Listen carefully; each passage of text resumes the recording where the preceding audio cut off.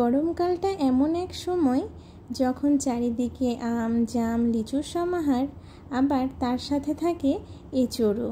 তাই এই সময় এঁচোড়ের নানা পদের লোভে বাঙালির মন আনচান করতে থাকে।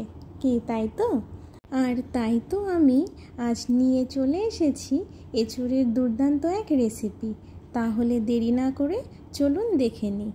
প্রথমেই প্রেসার কুকারে পরিমাণ মতো জল দিয়ে তাতে নুন আর 10-12টা কাঁচা লঙ্কা দিয়ে তাতে কাটা এঁচোড় একটা সিটি দিয়ে সেদ্ধ করে নিন।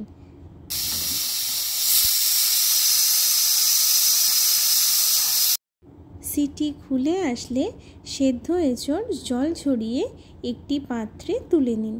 একটু ঠান্ডা হয়ে আসলে হাত দিয়ে বা স্ম্যাশারে সামান্য তেল লাগিয়ে তা স্ম্যাশ করে নিন। এবার কিছু চিংড়ি নিয়ে তাতে নুন হলুদ মাখিয়ে রাখতে হবে। আর এদিকে সেদ্ধ এঁচোড়ের মধ্যে 1 চামচ রসুন কুচি, 2 থেকে 3 চামচ পেঁয়াজ কুচি, 3-4টে লঙ্কা কুচি, সামান্য আদা বাটা দিন। এবার ওতে পরিমাণ মতো নুন দেবেন। মনে রাখবেন এঁচোড় সেদ্ধর সময় নুন দেওয়া হয়েছিল, তাই নুন বুঝে দিতে হবে।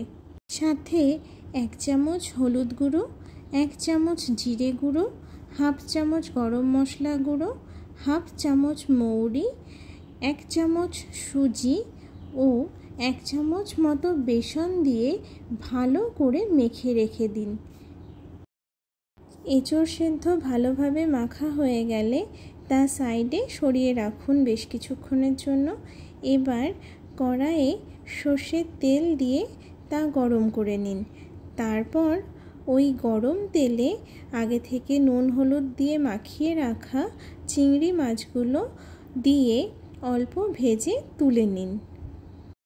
চিংড়ি মাছ ঠান্ডা হয়ে আসলে হাতে একটু তেল মেখে ভিডিওতে দেখানোর মতো করে এঁচোড়ের মিশ্রণ অল্প করে নিয়ে চ্যাপ্টা করে তার মধ্যে একটি করে চিংড়ি ভরে তার উপর আরও একটু এঁচোড় মাখা দিয়ে ভালো করে আপনাদের পছন্দ মতো শেপ করে নিন। সবগুলো এইভাবে রেডি করে এবার চিংড়ি মাছ ভাজা তেলেই এক এক করে ছেড়ে মিডিয়াম টু হাই ফ্লেমে ভেজে তুলে নিন।